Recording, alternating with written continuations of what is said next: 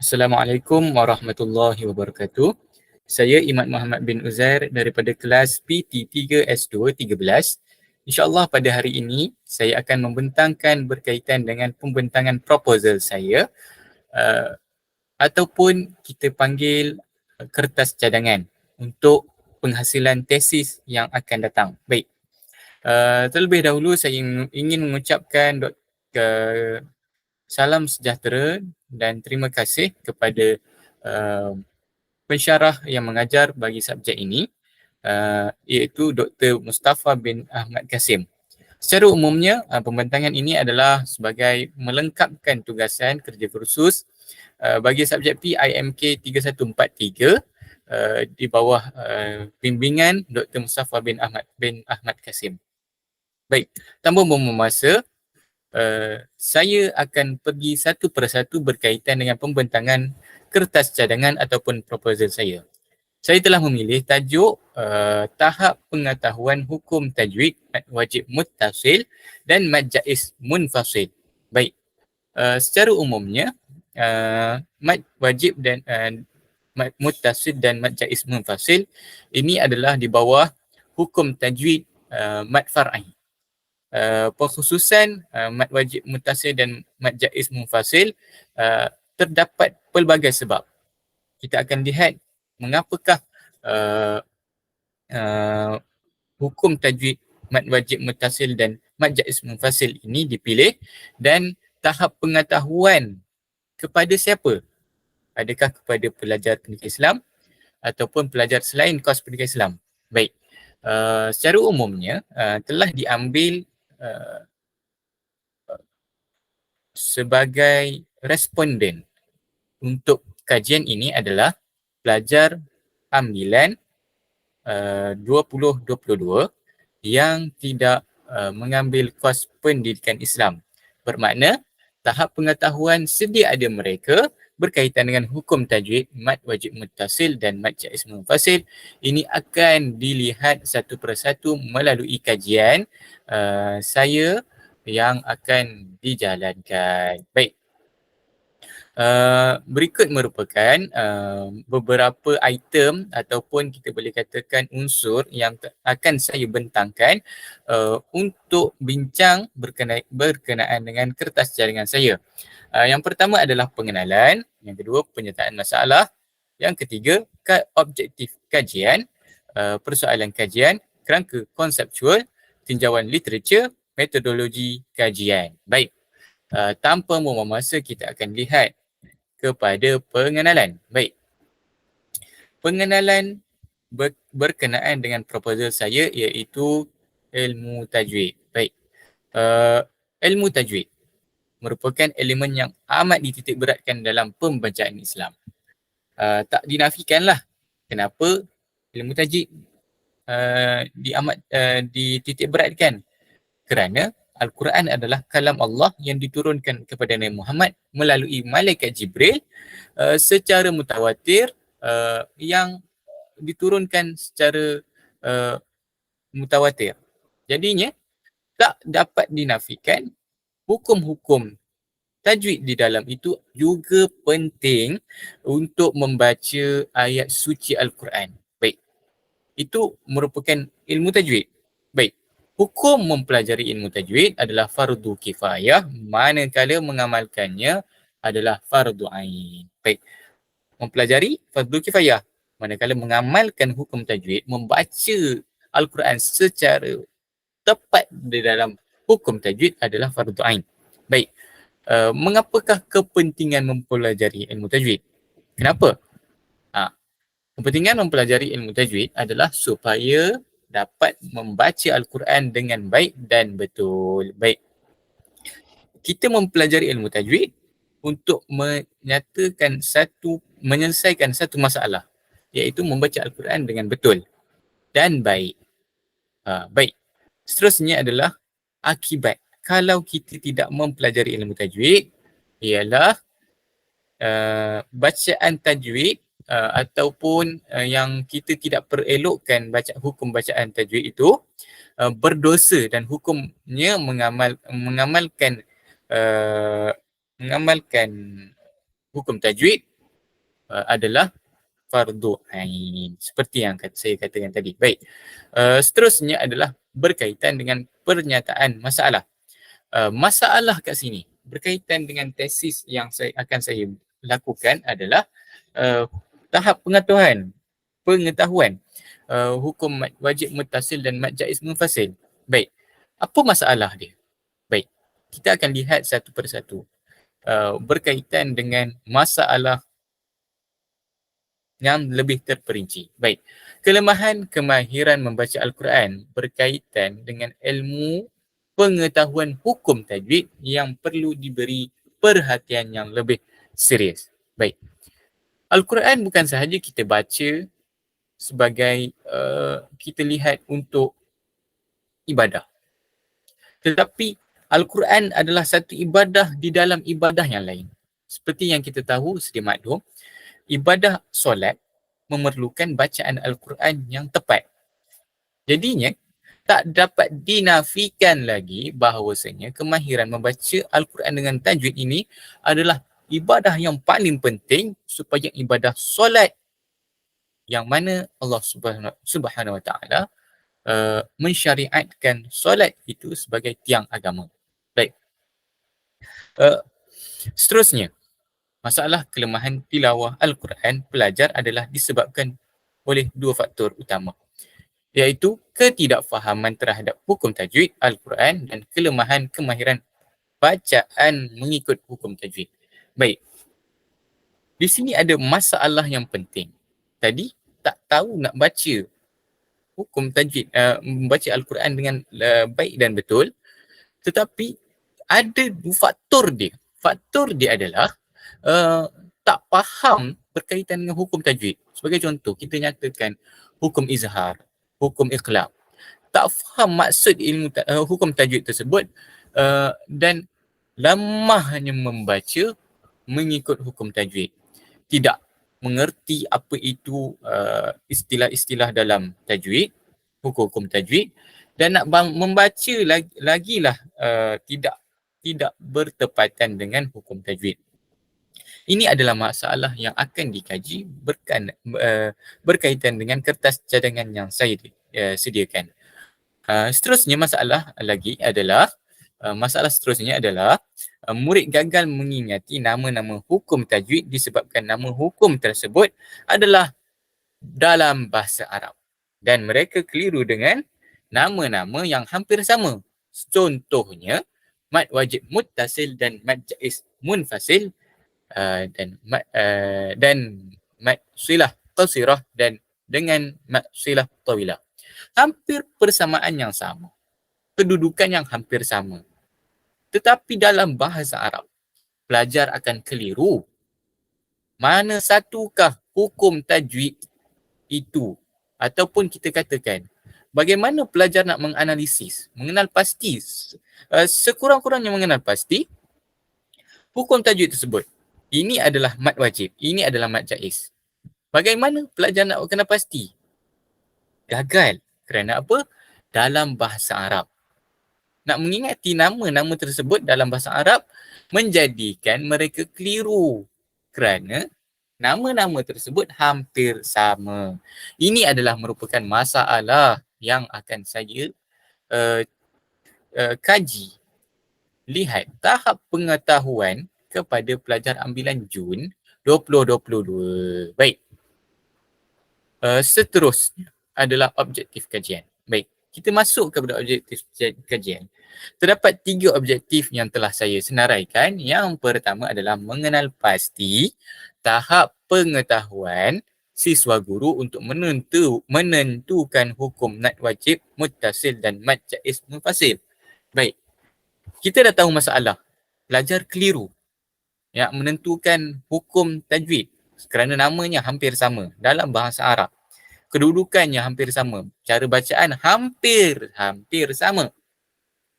Jadinya, objektif kajian ini adalah nak mengenal pasti tahap pengetahuan. Tahap pengetahuan Serendah-rendahnya adalah mengenal pasti bagaimana, adakah pelajar tahu ataupun tidak, sama ada mahir tahu itu mad wajib muttasil ataupun tahu itu mad jaiz munfasil di dalam potongan ayat Al-Quran. Baik. Seterusnya adalah mengkaji sikap siswa guru dalam penguasaan hukum tajwid mad wajib muttasil dan mad jaiz munfasil. Baik. Tadi berkaitan tahap pengetahuan. Seterusnya, saya nak mengkaji juga berkaitan dengan sikap. Sikap dalam penguasaan hukum mad wajib. Kerana apa? Ada perkaitannya. Bagaimanakah sekiranya sikap seseorang tidak mengambil penting, mengambil sambil lewa berkaitan dengan hukum mad wajib muttasil dan mad jaiz munfasil? Sikap yang negatif ini menjadikan mereka, adakah menjadikan mereka mahir ataupun tidak, kenal ataupun tidak berkaitan dengan kedua hukum mad yang hampir sama kedudukannya, nama pun hampir sama. Baik. Itu berkaitan dengan sikap. Seterusnya, objektif kajian yang lain juga adalah menganalisis hubungan antara tahap pengetahuan dan sikap guru dengan amalan siswa guru dalam penguasaan hukum tajwid mad wajib muttasil dan mad jaiz munfasil. Kita dah tahu dia punya tahap pengetahuan, sama ada dia tahu atau dia dapat kenal pasti ataupun tidak itu hukum mad wajib ataupun mad jaiz, berkaitan dengan sikap dia. Adakah faktor sikap dia yang mengambil sambil lewa menjadikan dia mahir ataupun tidak mahir dalam menentukan, mengenal pasti hukum mad wajib dan mad jaiz. Ini adalah korelasi yang saya akan lakukan untuk kajian ini. Baik, persoalan kajian yang pertama adalah apakah tahap pengetahuan siswa guru untuk menentukan hukum tajwid mad wajib muttasil dan mad jaiz munfasil? Yang pertama. Yang kedua, apakah tahap sikap siswa guru terhadap penguasaan hukum tajwid mad wajib muttasil dan mad jaiz munfasil? Tadi tahap pengetahuan, seterusnya adalah tahap sikap. Dan yang terakhir sekali adalah adakah terdapat hubungan antara tahap pengetahuan dan sikap pelajar dengan amalan dalam penguasaan hukum tajwid mad wajib muttasil dan mad jaiz munfasil. Baik. Berikut merupakan saya punya persoalan berkenaan dengan kajian yang saya akan lakukan. Dan ini adalah persoalan yang bagi saya amat menarik kerana terdapat korelasi antara tahap pengetahuan dan tahap sikap siswa guru. Baik, seterusnya adalah kerangka konseptual. Baik, akan dikaji, akan disurvey ataupun ditaksir dahulu berkaitan dengan demografi pelajar, iaitu berkenaan dengan jantina, kursus pengajian, tempoh mempelajari hukum mad. Hukum mad mempunyai banyak cabang dan antaranya adalah mad wajib muttasil dan mad jaiz munfasil. Ketiga-tiga elemen ini, demografi pelajar akan disoal dahulu untuk mengenal pasti pengetahuan, sikap, amalan pembelajaran. Ketiga-tiga tersebut. Ketiga-tiga elemen ini tahap pengetahuan. Tahap pengetahuan apa? Hukum tajwid. Tahap pengetahuan apa lagi? Tilawah. Hukum tajwid apa? Mad wajib muttasil dan mad jaiz munfasil. Tilawah, membaca Al-Quran. Sikap, mengkaji, menilai ataupun survey, membuat kajian berkenaan dengan sikap pelajar ataupun siswa guru mendengar, memahami, menerima, mengingat, melakukan. Untuk apa? Penguasaan hukum tajwid mad wajib muttasil dan mad jaiz munfasil. Yang terakhir sekali, amalan pembelajaran. Sebelum penguasaan hukum mat wajib muttasil dan mat jaiz. Semasa penguasaan, semasa amalan pembelajaran. Dan selepas penguasaan amalan hukum mat wajib muttasil dan mat jaiz munfasil. Baik. Ketiga-tiga elemen ini akan dikaji kerana ada perkaitan ataupun tidak untuk pelajar siswa guru ambilan Jun 2022. Baik. Setelah kerangka konseptual kita telah terangkan, kita pergi pula kepada tinjauan literatur. Baik. Untuk tinjauan literatur telah saya ambil 3 teori, iaitu yang pertama adalah teori pengetahuan yang diambil daripada Al-Ghazali. Yang kedua, sikap ambil daripada Hovland. Yang terakhir sekali, teori amalan pembelajaran. Ketiga-tiga ini terdapat di dalam kerangka konseptual yang telah saya terangkan tadi. Yang mana tahap pengetahuan, sikap, amalan pembelajaran. Baik, ketiga-tiga teori ini juga berkait rapat dengan kajian yang saya akan lakukan berkenaan dengan tahap pengetahuan mat wajib muttasil dan mat jaiz munfasil. Bagaimana ini berlaku? Kerana hukum tajwid mat wajib muttasil dan mat jaiz munfasil itu berkait rapat dengan siswa guru, tahap pengetahuan siswa guru. Begitu juga dengan sikap. Begitu juga dengan amalan pembelajaran. Dan tiga teori ini amat berkait rapat dengan boleh dikaitkan dengan kajian yang saya akan lakukan untuk menghasilkan tesis nanti. Baik. Dapatan kajian lalu. Saya ambil dapatan daripada Surul Syahbuddin dan Muhammad Azhar 2015 berkenaan dengan makhraj sifat huruf ataupun kita lebih kenali sebagai hukum tajwid lah. Baik. Hasil dapatan kajian menunjukkan kesalahan yang paling tinggi adalah makhraj dan sifat huruf dengan 29 kesalahan. Kesalahan dengung, tebal, nipis 23%. Panjang dan pendek 14%. Baris dan baris dan huruf 8%. Waqaf ibtida sebanyak 3%. Masing-masing ada dapatan berkenaan dengan kesalahan berkaitan dengan hukum tajwid. Ini menunjukkan bahawasanya kemahiran tahap pengetahuan dan pengamalan berkenaan dengan hukum tajwid tidak dapat diterapkan dalam kajian Surul Syahbuddin. Begitu juga dengan Rashidah Mat Hasan dan rakan-rakannya dalam kajian tinjauan awal 2015. Baik, apa yang kajian ini dapati adalah tahap pencapaian dalam kalangan kebanyakan murid tentang kelancaran ketika membaca Al-Quran dan mengaplikasi hukum tajwid adalah di tahap sederhana, iaitu 46.7%. Pencapaian bagi fasahah pula adalah sebanyak 60%, iaitu tahap baik, manakala pencapaian pengetahuan hukum tajwid adalah lemah, iaitu sebanyak 6.7%. Baik. Kedua-dua hasil dapatan ini menunjukkan masih ada tahap pengetahuan yang rendah berkenaan dengan hukum tajwid. Dan kajian saya berkaitan dengan kekeliruan yang amat-amat kita boleh katakan hampir sama berkaitan dengan hukum mat wajib dan mat jaiz.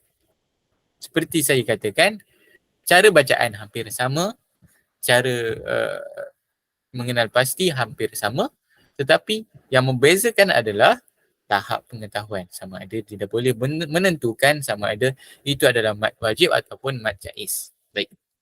Metodologi kajian. Baik. Saya ambil metodologi kajian ini dari sudut reka bentuk kajian instrumen kajian, prosedur penganalisisan data. Baik. Metodologi, kaedah kajian. Baik, reka bentuk kajian. Kajian ini adalah kajian kuantitatif. Baik, berkenaan dengan kajian kuantitatif iaitu kajian yang berkaitan dengan nombor yang menggunakan reka bentuk tinjauan. Baik, kenapa saya menggunakan reka bentuk tinjauan? Kerana kajian tinjauan adalah kaedah penyelidikan deskriptif yang mana berperanan apabila hendak mengumpulkan data yang tidak dapat dilihat secara langsung. Baik. Kajian tinjauan ini juga memberikan saya impak yang positif ataupun kita boleh katakan cadangan untuk tambah baik lagi bagaimana nak mengatasi masalah hukum tahap pengetahuan hukum mat wajib dan mat jaiz.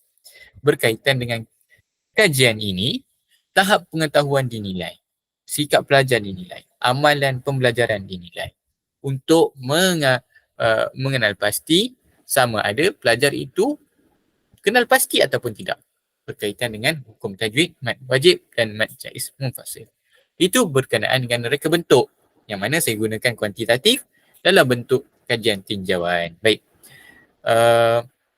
Seterusnya adalah instrumen kajian. Baik, untuk mengumpulkan data ataupun maklumat kajian ini, kaedah pengumpulan data secara kuantitatif melalui kaedah tinjauan iaitu dengan menggunakan soal selidik. Baik, soal selidik ini akan dijalankan melalui Google Form. Bagaimana Google Form itu lebih memudahkan kerja-kerja kajian tinjauan ini adalah amat efektif dan memberikan saya jalan mudah untuk menghasilkan kertas tesis yang akan datang.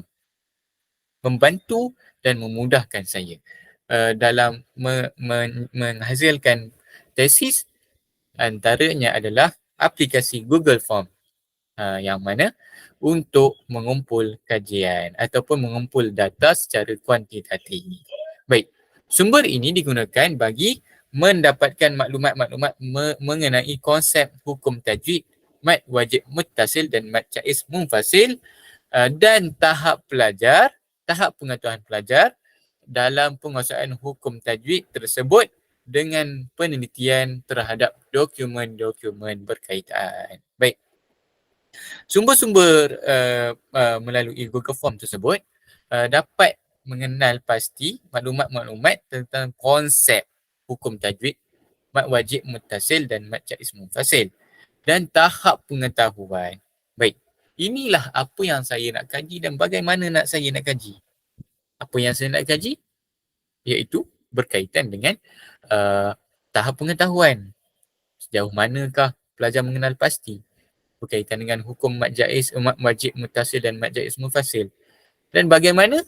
Adalah melalui reka bentuk kuantitatif melalui kajian tinjauan. Serta kalau kita lihat bagaimana instrumen digunakan, menggunakan Google Form untuk menghasilkan data-data, mengumpul data-data daripada tinjauan tersebut. Baik, prosedur yang terakhir sekali adalah prosedur dalam metodologi kajian adalah prosedur penganalisisan data. Setelah kita telah menentukan reka bentuk iaitu menggunakan kuantitatif, menggunakan kaedah tinjauan, kita juga telah menentukan instrumen yang akan digunakan iaitu menggunakan instrumen Google Form iaitu berkaitan dengan nombor. Baik. Prosedur menganalisis data pula, tadi kita dah kumpul data, kita dah ambil data, kumpul. Macam mana kita nak analisis? Baik, ini adalah saya akan terangkan bagaimana nak menganalisis. Kajian ini menggunakan dua kaedah bagi menganalisis hasil dapatan kajian. Yang pertama adalah melalui secara deskriptif. Dan yang kedua adalah statistik inferensi. Baik. Apa itu secara deskriptif? Baik, kita akan lihat. Analisis data berbentuk deskriptif digunakan untuk menjelaskan secara lengkap data demografi dan juga bagi memenuhi objektif kajian 1, 2, 3. Apa yang objektif kajian kita? Iaitu berkenaan dengan tahap pengetahuan pelajar berkenaan dengan hukum tajwid, mad wajib muttasil dan mad jaiz munfasil. Yang kedua, berkaitan dengan sikap pelajar berkenaan dengan hukum tajwid. Dan yang terakhir sekali, tahap amalan pengetahuan. Amalan pembelajaran pelajar.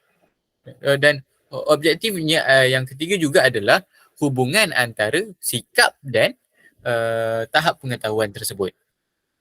Mengenai apa? Ketiga-tiga untuk memenuhi objektif kajian serta mengenai tahap pengetahuan pelajar dalam penguasaan hukum tajwid, mad wajib muttasil dan mad jaiz munfasil. Baik. Secara umumnya, prosedur menganalisis data menggunakan deskriptif ini adalah secara demografi. Hanya untuk menganalisis data-data yang berbentuk nombor dan biasanya tak menggunakan skala sahaja. Baik. Dalam Google Form tersebutlah. Baik. Apa beza dengan analisis inferensi? Okey, baik. Analisis inferensi adalah untuk melengkapkan, untuk memenuhi objektif yang ketiga, iaitu korelasi digunakan untuk mengetahui adakah terdapat perkaitan antara pemboleh ubah bebas dan pemboleh ubah bersandar. Ini menunjukkan bahawa jika nilai satu pemboleh ubah mengalami perubahan, maka pemboleh ubah yang lagi satu turut berubah. Baik. Bagi melihat hubungan antara tahap pengetahuan, sikap dan amalan pelajar dalam penguasaan ilmu tajwid. Ilmu tajwid, kajian ini menggunakan ujian perkali korelasi Pearson. Baik, itu berkaitan analisis data yang telah saya kumpulkan. Baik, saya rasa sekadar itu sahaja berkaitan dengan pembentangan saya, yang mana dapat saya rumuskan bagaimana saya menerangkan tajuk saya, iaitu tahap pengetahuan, dan seterusnya berkaitan dengan objektif dan persoalan saya berkaitan tahap pengetahuan pelajar berkenaan dengan mad wajib muttasil dan mad jaiz munfasil, sikap pelajar dan hubungan antara sikap dan tahap pengetahuan tersebut, dan bagaimana saya menentukan untuk mengumpulkan data ini adalah melalui instrumen kajian tinjauan menggunakan Google Form dan berbentuk kuantitatif. Baik, penyertaan masalah yang biasa kita dengar berkenaan dengan hukum tajwid ini, insya-Allah akan diselesaikan melalui kajian-kajian ini, melalui data-data yang telah dikumpul dan dianalisis melalui secara deskriptif dan inferensi. Baik, sekadar itu sahaja pembentangan saya. Assalamualaikum warahmatullahi wabarakatuh.